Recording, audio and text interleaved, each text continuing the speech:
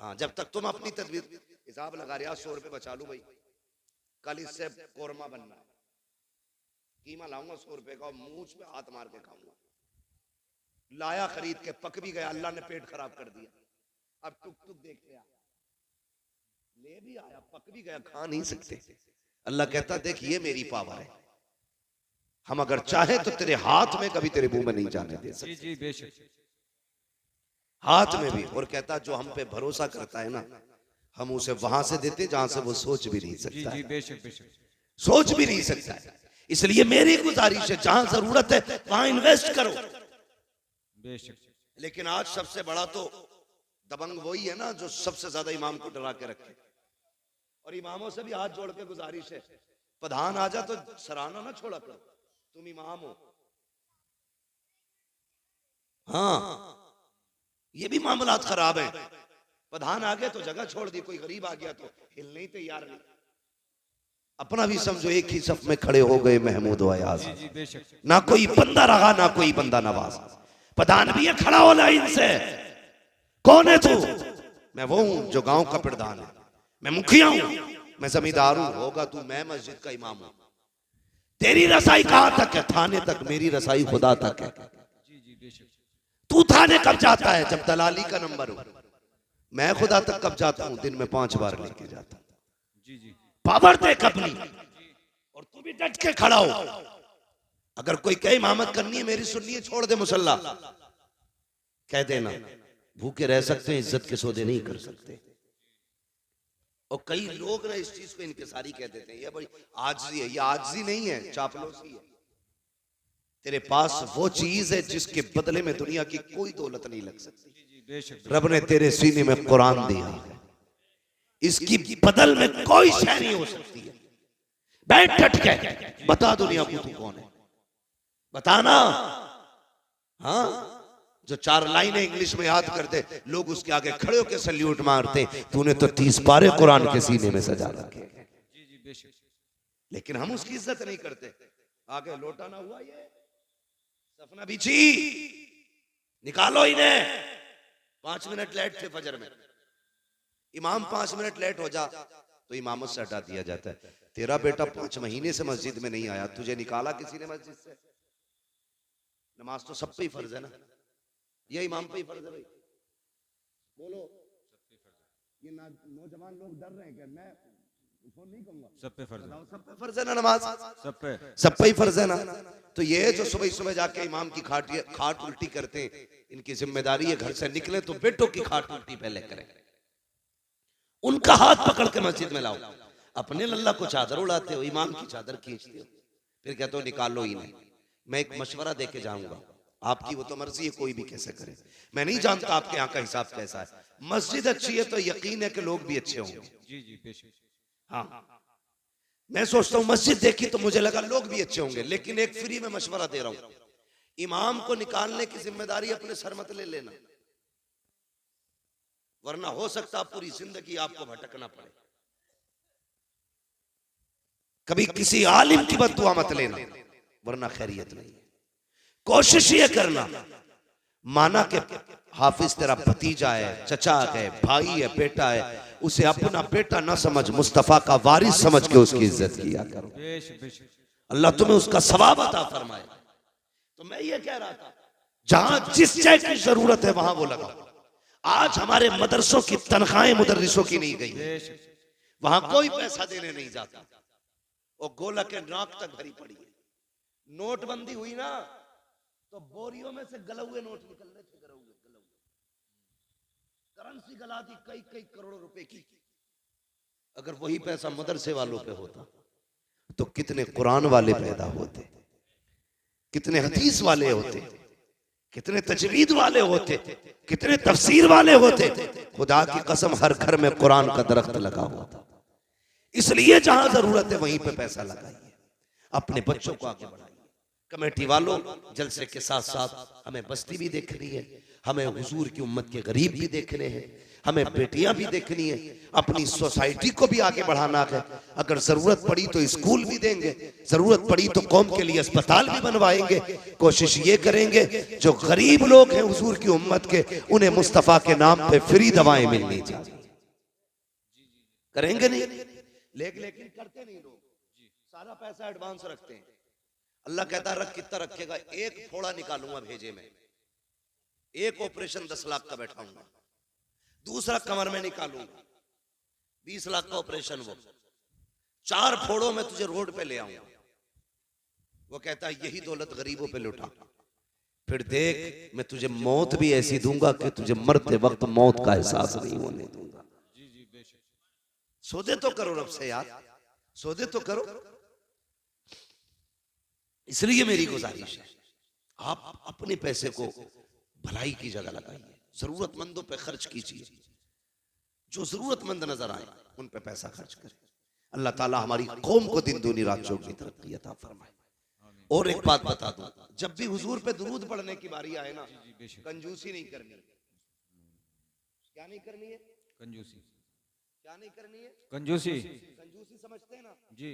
मैं आप ही के इलाके का हूं, आप ही की जबान बोल रहा हूं। कंजूसी नहीं करनी है, बल्कि जब हुजूर पे दुरूद की बात आए तो फिर खुल के हुजूर के नाम पे दुरूद पढ़ना, बढ़ के हुजूर के नाम पे दुरूद पढ़ना।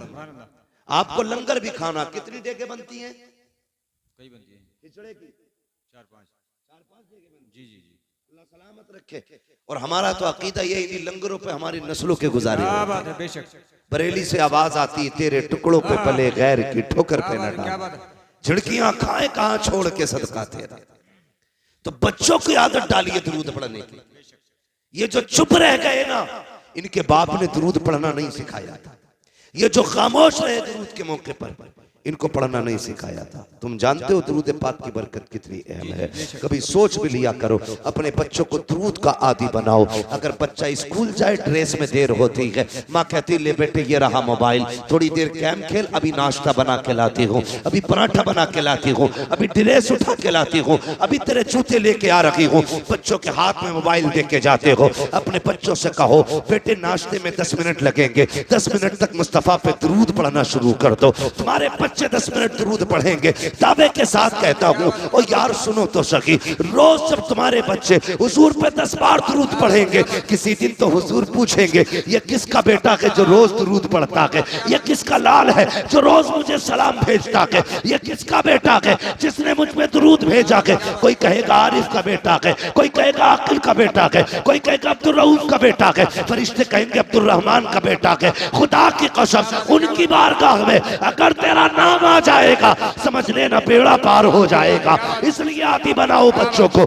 हम तो दुरूद से दूर हैं, सलाम से दूर हैं, बरकतें तो देखो। अल्लाह अकबर। एक बहुत बड़े पाए के बुजुर्ग हैं, सफर कर रहे हैं, वक्त असर का था, वुजू करने की चाहत हुई, चाहते थे नमाज पढ़े, लेकिन इस कसरत से पानी नहीं था जितना आज पानी है। हर जगह पे टंकी लगी है, प्रधान ने टंकियां बनवा दी, अब कोई टोटी बंद करने तैयार नहीं है। खुला है तो खुला है पानी। और मेरे भाई इस्लाम ने बताया था पानी हिसाब से खर्च करना, एक एक बूंद का हिसाब कयामत में देना है। ये इस्लाम हमें सबक देता है। आज लोग कहते हैं वाटर लेवल कम होता जा रहा है, उसी पानी को कम खर्च किया जाए। ये पैगाम तो 1400 साल पहले इस्लाम ने दिया था। मैं कुछ और कहना चाहता हूं, आज पानी की कसरत है, कल पानी कहीं कहीं मिला करता था, वो भी कुओं से लोग पानी निकाला करते थे। किसी बस्ती में एक कुआं होता था, किसी इलाके में कुआं होता था, कहीं पे कोई चश्मा होता था, कहीं पे कोई नहर हुआ करती थी। आज हर दरवाजे पे समर से भी लगे गए। पानी की कसरत है। वो बुजुर्ग नमाज के इरादे से है, असर का वक्त है, सफर कर रहे हैं, सामने बस्ती नजर आई, सोचा यहाँ पानी मिल जाएगा। बस्ती के करीब आए, एक कुएं को पाया, सोचा वुजू करूं नमाज पढ़ना है। जैसी गए क्या देखते हैं, पानी तो था, डोल और रस्सी नहीं थी। दाएं बाएं देखने लगे, हैरत में थे, क्या किया जाए, पानी कहां से लाया जाए। इतने में एक छोटी सी बच्ची छत से खड़ी थी, देख के कहती है पापा आपका कुर्ता बता रहा है, आपका मामा बता रहा है, आप कोई अल्लाह वाले हो, आप कोई आलिम दीन हो। हाँ बेटी, कहा क्यों परेशान हो, कब वुजू करना है, नमाज पढ़नी है, कब फिर देर किस बात की है, कब बेटी पानी कुएं में है और कुआं गहरा है, कोई रस्सी लगी है, डोल लगी है, पानी कैसे निकालूं? जब पानी निकलेगा तब वुजू होगा। बच्ची मुस्कुरा के कहती है, ताज्जुब है आपकी दानाई पर, आप अल्लाह के बंदे हो करके इतना हिसाब लगा रखे हो कि डोल रस्सी आएगी तब पानी निकलेगा। का फिर का ठहरिए। बच्ची करीब आई है, आने के बाद बच्ची ने कुएं की तरफ झांका और अपना थूक कुएं में डाला। जैसी थूका है पानी किनारे पे आके रुक जाता है। कहती बाबा अब वुजू भी कर लीजिए, नमाज पढ़ लीजिए। उन बुजुर्ग ने पानी भरा, नमाज पढ़ी है। उसके बाद कहते हैं कि बेटी बता तो सही, तेरी उम्र इतनी है, तूने कोई नमाज भी नहीं पढ़ी होगी, तुझ पे भी रोजे भी फर्ज नहीं हुए होंगे, तुझ पे अर्ज भी फर्ज नहीं होगा, लेकिन ये तो बता बेटी ये कमाल कहां से लेके आई है? तूने पानी में थूक दिया, पानी ऊपर आ जाता है। बच्ची ने कहा था बाबा जाइए, ये अंदर की बात है, राज में रहने दीजिए। कहा नहीं बेटी बता तो सही, ये कौन सा अमल किया है तूने कि तेरे थूक में इतनी पावर है, पानी किनारे पे आ गया। बच्ची ने कहा सुनो बाबा, मेरी अम्मी जब रात हो जाती है मुझे 1000 दानों की तस्बीह देती है और उस वक्त तक सोने नहीं देती जब तक 1000 मर्तबा मैं हुजूर पे दुरूद नहीं पढ़ लेती हूँ। ये सजदों का कमाल लगी, ये मुस्तफा पे दुरूद पढ़ने के कमाल से पानी। क्या बात है, नारे तकबीर, नारे रिसालत, मसलके आला हजरत, नबी के गुलामों की शान, जन्नत के हैं मेहमान, मुफ्ती हम्माद रजा साहिब क़िबला। आदत डालो दुरूद पढ़ने की, अपने बच्चों को दुरूद पाक सिखाओ। सिखाएंगे इंशाल्लाह, सिखाएंगे इंशाल्लाह। खाली वक्तों में तस्बीह दे दिया करो और ये होड़ लगा दो, जो आज ज्यादा दुरूद पढ़ेगा उसे शाम को ये इनाम दिया। बेशक बेशक लगाओ ये बच्चों में से। जी जी जी, जिसके महीने में सबसे ज्यादा दुरूद होंगे उसे महीने के लेवल का इनाम दिया जाएगा। साल भर में जिसके ज्यादा दुरूद होंगे उस बच्चे को साल भर के हिसाब से सबसे बड़ा इनाम दिया जाएगा। चाल ये फिर देख मुस्तफा कितने मेहरबान होते। जी जी जी, कितने मेहरबान होते। लोग कहते हैं बड़ा जी चाहता है मदीना देखूं, तू दुरूद की आदत डाल ले, हुजूर मदीने से तेरे घर चल के आ जाए। करो ना ऐसे काम, आदत डालो, आदत डालिए, बच्चों को सिखाइएगा। और ये तहजीब ये बचपन से बच्चों को सिखाई जाती है, बचपन से सिखाई जाती है। आप गौर कीजिएगा। करबला जानते हैं ना? करबला कितने लोग जानते हैं? करबला का नाम कितने लोगों ने सुना है? सबने सुना, सबने सुना ना? जी जी, जिन्होंने हाथ उठाए अल्लाह नजफ अशरफ के रास्ते सबको करबला शरीफ की हाजिरी नसीब फरमा दे। ठीक है जी, सारे लोग करबला को जानते। जी जी, आप पूरी करबला पढ़ डालिए, पूरी करबला। वहां लाशें भी थी, डर भी था, तन्हाइयां भी थी, जंगल था, दहशत थी, गम था, दर्द था, भूख थी, प्यास थी। कौन सा सितम ऐसा था जो करबला में ना था? किसी का एक बेटा मर जाए, लोग कहते हैं कमर टूट गई। सलाम करो सैयदा ज़ैनब को, जिसके सामने बेटों की लाशें भी थी, भतीजों की लाशें भी थी, सगे भाई की लाश भी जिसके सामने पड़ी थी। मगर सलाम ज़ैनब तेरी हिम्मत को, खुदा की कसम तूने अली की बेटी होने का हक अदा करके दिखाया। मैं कहना ये चाहता हूं, इस सब के बावजूद खेमे जले थे, अहले बैत अतार की दौलत लूटी गई थी, लेकिन कोई ये नहीं बता सकता किसी ने अहले बैत की बेटियों को बिना नकाब के किसी का चेहरा देख लिया। हर सितम अपनी जगह था, मुस्तफा की शरीयत अपनी जगह थी। जी जी, बेशक बेशक। सैयदा ज़ैनब ने 13 मुहर्रम को सफर शुरू किया। जी जी जी, कितने को? 13। सारे बोले कितने को? 13 मुहर्रम। 13 मुहर्रम को करबला से चले, 27 रमजान को मदीना शरीफ पहुंचे। जोड़ के लगाओ हिसाब कितने बने? मेरे हिसाब से तकरीबन 9 महीने बनते। कितने महीने? 9। जोर से कितने? 9 महीने बनते। लेकिन इस 9 महीने के सफर में सैयदा ज़ैनब जब मदीना शरीफ पहुंची थी तो 72 कुरान मुकम्मल कर चुकी थी। जी जी, बेशक। सुभान अल्लाह, सुभान अल्लाह, सुभान अल्लाह। 72 कुरान 9 महीने के सफर में किसी ने सैयदा ज़ैनब का एक बाल तक नहीं देखा था, एक बाल तक। तारीख अपनी जगह है, लिखने वालों ने लिखा, लेकिन मेरा ईमान ये कहता है किसी की मां ने वो दूध नहीं पिलाया। जी जी, बेशक। बेटे को जो अली की बेटी की कोई चादर छीन लेता। जी जी, हाँ, बेशक नहीं छीन सकता था, इसलिए कि उनकी इज्जत की हिफाजत का वादा तो रब ने पहले कर दिया। बेशक बेशक। और चादर समझ छीनने का मतलब समझते हैं? जी जी जी। बेटी के सर से चादर खींचना उसकी इज्जत खींचने के बराबर। अली की बेटी के सर से चादर, वो भी अली की बेटी जो यजीद के दरबार में खुतबा देने पे आए तो पित्ते पानी होने लग जाए। जी जी बेशक। और लोग पूछने पे मजबूर हो जाए क्या अली आ गए? लोग कहें अली नहीं, अली की बेटी आ गई। ये सैयदा ज़ैनब। मैं कहना यह चाहता हूं, इन्होंने वो शरीयत का कानून पे अमल करके दिखाया कि दुनिया हैरत में है। आज कोई मिसाल नहीं मिलती है। ये उन्हीं के तरकी खैरात है जो बेटियों के सरों पे दुपट्टे सलामत हैं। ये सैयदा ज़ैनब का सदका है जो आज बेटियां पर्दों में नजर आ रही हैं। ये अली की बेटी का करम है जो तेरी मेरी बेटी की सर पे चादर रखी हुई है। ये अली की बेटी का एहसान है जो तेरी मेरी बेटी की इज्जत महफूज है। अगर अली की बेटी ने करबला में चादर न संभाली होती, आज किसी बेटी के सर पे चादर नहीं होती। और जब भी दुपट्टा देखा करो, अली की बेटी को याद कर लिया करो।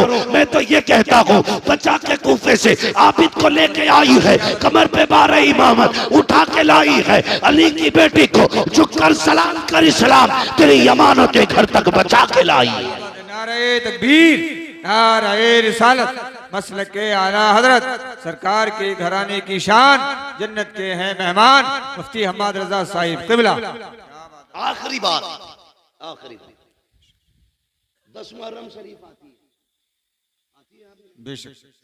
10 मुहर्रम शरीफ के दिन कुछ लाइल्म लोग, ना समझ लोग, उनकी अपनी बेटियां उसको त्योहार के तौर पर यूं मनाती हैं कि सरों पे दुपट्टे नहीं होते।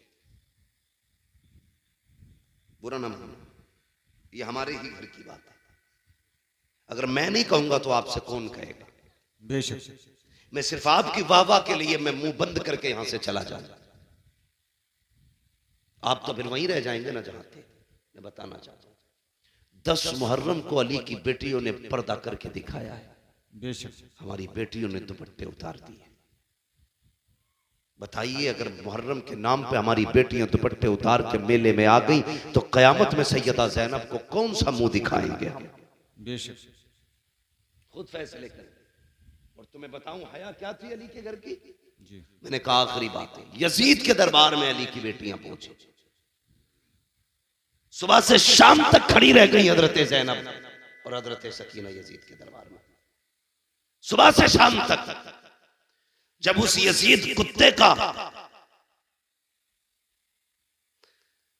जब उस कुत्ते का शाम को नशा उतरा, वो दरबार में आके बैठा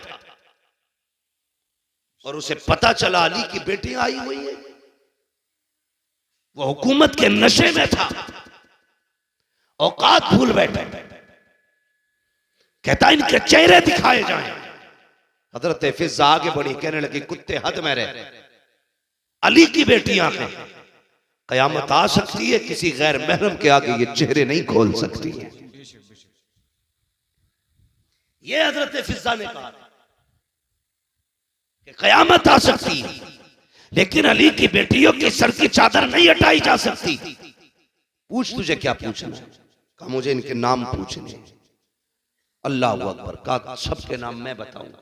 वो बिगड़ा, कहा तू कौन होती बताने वाली? मैं पूछूंगा। कहा हद में रह, हम जान दे सकते हैं लेकिन अपने आकाओं की इज्जत पे आंच नहीं आने दे सकते। उसने फिर इशारा किया उस 7 साल की सकीना की तरफ जिसका बचपन आता। कहा ये बच्ची कौन है? कहा ये हुसैन की सकीना है। ये वो है जो हुसैन के सीने पर सर रख के सोती थी। उसने कहा मुझे पूछना, ये नाम बताए। 3 मरतबा उसने कहा, जवाब नहीं मिला ना। तो कहा ये बोलती क्यों नहीं? इमाम ज़ैनुल आबिदीन ने कहा कुत्ते, इसके गले में जो फंदा पड़ा है ना, ये इतना टाइट है कि इसकी आवाज नहीं निकल रही। ढीला कर फंदा। उसके कहने से एक यजीदी फौजी आगे बढ़ा, उसने गले का फंदा खोलने के लिए हाथ बढ़ाया। हजरत सकीना दौड़ के सैयदा ज़ैनब के कदमों से लिपट गई। वो उधर गया तो वहां से हट के इमाम ज़ैनुल आबिदीन के कदमों में यजीद ने कहा था इस बच्ची को क्या हो गया है, ये गले की रस्सी क्यों खोलने नहीं देती। तब हजरत ज़ैनुल आबिदीन का तेवर बदला, लहजे में अली की जुर्रत आई है, वो जोश था, पूरा दरबार कांप गया। चीख के कहा था कुत्ते, ये सकीना 7 साल की जरूर है लेकिन अली की बेटी है, ये मर तो सकती है लेकिन गैर महरम का हाथ इसके गले को लग जाए ये दोबारा नहीं कर सकती। क्या बात है, सुभान अल्लाह, बेशक बेशक। अली की बेटी ऐसा पर्दा करे और तेरी बेटी 10 मुहर्रम को तमाशा करे, ये हुसैनियत है, ये यजीदियत है। अगर ऐसा तुम्हारी बेटियों ने किया तो कयामत के दिन कोई बचाने वाला नसीब नहीं होगा। अपनी बेटियों से कहना जैसी मुहर्रम का चांद नजर आ जाए, हर दरवाजे पे सबील का इंतजाम होना चाहिए, हर घर से लंगर बटना चाहिए, हर घर से कुरान की आवाज आनी चाहिए। जी जी बेशक। हर नमाज के बाद तिलावत करो, इतना कुरान पढ़ो कि जमाने को पता चल जाए कि जिस हुसैन ने नेज़े पे पढ़ के कुरान सुनाया था उनके चाहने वाले आज जमीन को कुरान की खुशबू से मुअत्तर कर चुके हैं। बेशक बेशक। करेंगे इंशाअल्लाह, इंशाअल्लाह पढ़ेंगे कुरान। जी। मेले में बच्चियों को भेजोगे? ना। बोलो, सब नहीं बोल रहे, कदाल में काला है। बच्चियों को भेजोगे मेलों में, उनको पर्दा सिखाइए, उन्हें बताइए कि कनीज़े फातिमा हो तुम, हया तुम्हारी सबसे बड़ी दौलत है। जी बेशक। हया तुम्हारी सबसे बड़ी दौलत है। अल्लाह ताला हम सबको करबला वालों की खैरात से मालामाल फरमाए। आमीन आमीन। हम सबको मौला करबला वालों का फैजान अता फरमाए। मौला करीम हमारी नस्लों में बुजुर्गों का